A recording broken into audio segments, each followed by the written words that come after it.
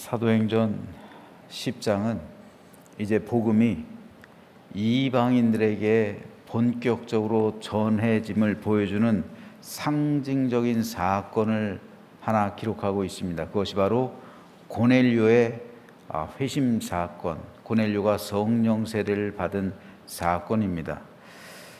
이 부분은 5문단으로 나눌 수가 있습니다. 8절까지는 가이사랴의 경건한 백부장 고넬료가 본 환상에 대해서, 9절에서 16절은 고넬료의 하석들이 찾아오고 있는 도중에 베드로가 본 환상에 대해서 기록하고요. 17절에서 23절은 고넬료의 하석들을 따라 나선 베드로 일행에 대해서, 그리고 24절에서 33절은 베드로와 이방인 고넬료 집안 사람들의 만남에 대해서 기록하고요. 마지막으로 34절에서 48절까지는 베드로의 설교와 고넬료 가문을 향한 성령의 임재하심, 그리고 베드로가 세례를 주는 것으로 사도행전 10장은 끝맺음하고 있습니다. 오늘은 이 가운데 2절에서 5절 말씀을 잠깐 살펴보겠습니다. 그가 경건하여 온 지방과 더불어 하나님을 경외하며 백성을 많이 구제하고 하나님께 항상 기도하더니 하루는 제9시쯤 되어 환상 중에 밝히 봄에 하나님의 사자가 들어와 이르되 고넬료야 하니, 고넬료가 주목하여 보고 두려워 이르되 주여 무슨 일이니까? 천사가 이르되 내 기도와 구제가 하나님 앞에 상달되어 기억하신 바가 되었으니 네가 지금 사람들을 요빠에 보내어 베드로라 하는 시몬을 청하라.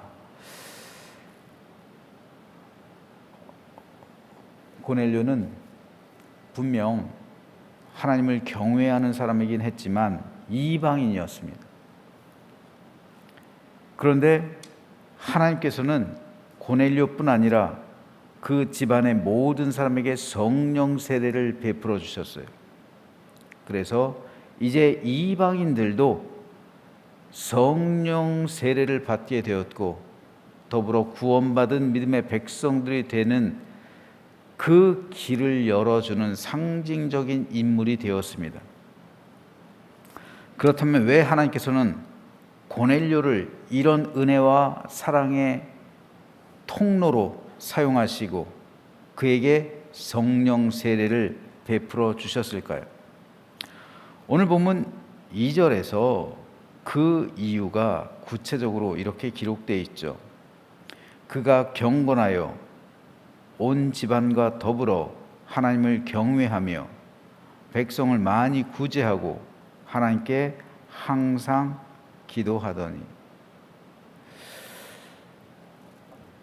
먼저 고넬료는 하나님을 경건하게 믿는 사람이었다라는 사실을 우리는 주목해 봐야 합니다.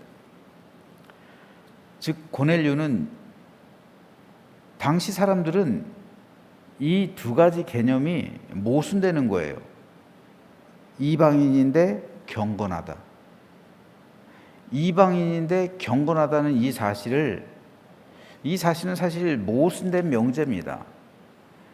이방인은 유대인들의 관념에 의하면 하나님의 백성이 아니기 때문에 경건할 수가 없어요.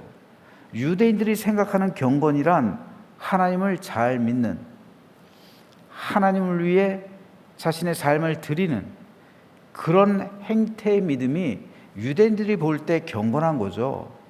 그런데 이방인인데 경건하다, 이것은 양립할 수 없는 그런 관념이었습니다. 그런데 성경에 보면 이방인에 대해서 경건하다는 표현이 종종 나와요. 예수님 당시에서도 그 백부장을 보고 경건하다고 하셨고요. 이런 표현들이 종종 나오는데 여기서 말하는 경건한 이방인이란 하나님을 믿는 이방인을 말하는 거예요. 그래서 성전에 보면 이방인의 뜰이 있잖아요.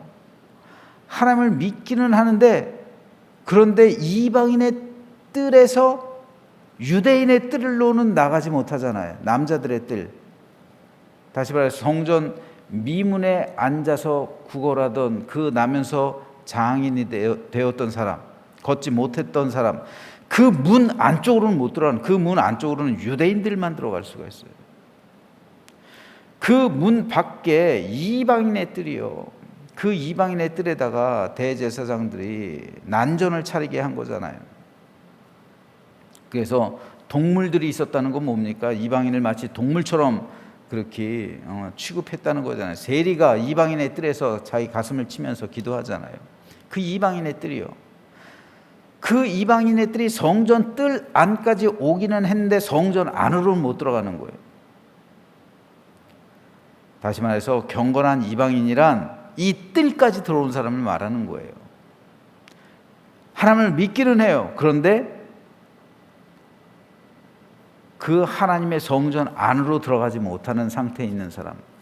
그래서 유대교 회당에도 보면요, 좌석이 구분이 돼 있어요. 이 안쪽은 그 정식 유대인들만 앉을 수 있고, 경건한 이방인들은 양쪽 저쪽에 있는 양쪽 가라든지 아니면 저 뒤쪽 거기에 앉을 수가 있어요. 회당도 그래요. 그렇게 지금도 회당은 그렇게 구별이 돼 있어요. 그런데 이 이방인들도 이방인의 뜰에서 그 미문을 넘어서 남자들의 뜰 혹은 여인들의 뜰로 들어갈 수가 있는 방법이 하나가 있었어요. 즉 정식 유대교인으로 인준을 받으면 돼요. 정식 유대교인으로 인준을 받으면 이 사람은 유대인들과 동등한 그런 대우를 받을 수가 있었어요. 그렇기 때문에 경건한 이방인이란 하나님을 믿기는 했지만 유대교에 입문하긴 했지만 정식 유대교인이 되지는 않은 상태, 이 사람을 말하는 겁니다. 왜냐하면 정식 유대교인이 되기 위해선 반드시 한 가지 의식을 이행해야만 합니다. 그게 뭡니까? 할례예요. 할례를 행해야 정식 유대교인이 되는 거예요. 그런데 하나님을 믿는데 할례까지는 받지 않은 사람, 이 사람들이 경건한 이방인들이에요. 그래서 그 사람들은 이방인의 뜰에 있었다고, 만약 정식으로 할례까지 받았다 하면은 유대인들하고 똑같이 미문을 넘어서 성전 안으로 들어갈 수가 있는 거예요. 하지만 이방인들은 할례 받는 것을 두려워했어요. 실제로 할례를 받다가 죽는 경우도 그 당시에 종종 있었다고 그래요. 생사를 찢는 것이기 때문에 고통스러운 것은 말할 것도 없었죠. 그런데 이런 것들보다 더 그들을 두렵게 했던 것, 그래서 할례를 받지 않게 만들었던 이유는 사회적으로 구별됐기 때문에 그래요. 그 당시는 목욕탕 문화예요. 지금 이탈리아 군대 백부장, 로마 시대 권력과 또한 정치 중심에 있는 사람이에요. 이런 사람들은 다 공중 목욕탕에 가서 사교를 하는 거예요. 공중 목욕탕이 만남의 장소란 말입니다. 매일 목욕탕 가서 만나는 거예요, 사람들을. 우리가 커피숍에서 사람들 만나고 세상 사람들은 술집에서 만나는 것처럼 공중 목욕탕에 가는 거예요. 매일 가는 거예요, 매일. 거기서 밥도 먹고요, 연회하고요, 연회를 베풀어요, 만찬을 베풀어요. 유흥과 교제 이런 게 다 거기서 이루어지는 거예요. 목욕탕 가지 않으면 사교할 수가 없어요. 사회적으로 낙오되는 거예요. 목욕탕 문화예요, 로마 시대는. 수많은 정치인들, 부자들, 권력자들 다 목욕탕에 모여서 하루 종일 사교를 하는 거예요. 그런데 목욕탕에 가면 옷을 다 벗어야 되잖아요. 그러면 서로의 몸을 자연스럽게 보게 되잖아요. 그런데 그 가운데 할례 받은 사람이 있다면 구별되잖아요. 눈에 띄잖아요. 그래서 이 사람 유대교인이구나 단번에 알아차리는 거죠. 이건 표식이에요, 표식. 그러니까 유대인들은 목욕탕에 안 다녔어요. 그래서 목욕탕 문화를 유대인들은 죄악시했다고요. 당시 로마 시대에 있어서 유대교인들은 천대받는 민족이에요. 유대인들은요. 그래서 유대교 역시 멸시를 받았어요. 그런데 그런 유대교를 믿느라고 자신의 몸에 손을 대서 할례를 받았다? 로마인들은 이해하지 못하는 거예요. 그 순간부터 이 사람은 오늘날로 말하면 왕따가 돼버리는 거예요. 근데 백부장이 천부장도 돼야 될 거고 그 위로도 올라가는 그런 야망이 있을 거 아니에요. 사회적으로, 정치적으로요. 그런데 할례를 받았다? 정치 생명 끝나는 거죠. 그러니까 안 받는 거예요. 하나님을 믿기는 하지만 할례 받을 생각을 못 하는 거예요. 할 수가 없는 거예요. 그러면은 자신의 모든 것을 걸고서 받아야 돼요. 유대인들도 이 사실을 이해했어요. 배려해 준 거예요. 아는 거예요, 그들도. 그래서 유대인들은 그런 이방인들을 향해 경건한 이방인이라고 부르는 거예요. 하나님을 믿기는 하는데 아직 할례를 받진 않아서 정식 유대교인으로 인준받지 못한 상태에 있는 사람들, 그 사람들을 바로 경건한 이방인이라고 불렀던 겁니다. 오늘 본문에서 백부장 고넬료가 그랬어요. 경건했습니다. 그래서 오늘 본문 22절에 보면 고넬료의 하속들이 고넬료를 가리켜서 그는 의인이요 하나님을 경외하는 사람입니다. 유대 온 족속이 칭찬합니다. 라고 백부장 고넬료를 소개한 거예요. 그리고 26절에 보면요, 베드로가 고넬료의 집으로 들어올 때 고넬료가 어떻게 행동했냐면 고넬료가 맞아 발 앞에 엎드렸다라고 기록하고 있어요.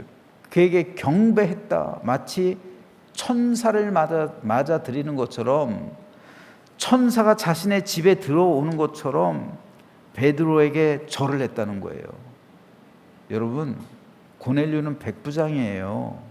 사회적인 신분으로는 베드로하고 비할 수가 없는 그런 신분에 있는 사람입니다. 더구나 이 사람은 로마 사람이에요.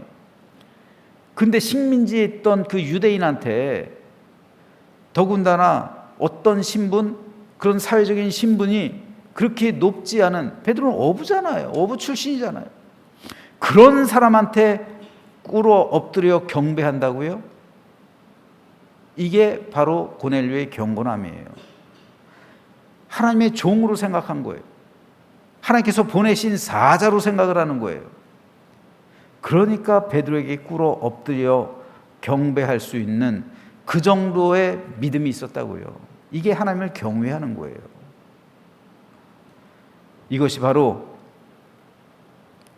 하나님께서 그의 믿음을 경건하다고 하시면서 하나님의 은혜와 사랑을 입게 했던 첫 번째 이유가 되는 겁니다. 둘째, 그는 백성을 많이 구제하는 사람이었다. 오늘 본문 2절은 말합니다. 백성을 많이 구제했다. 구제를 하되 많이 했다는 거예요.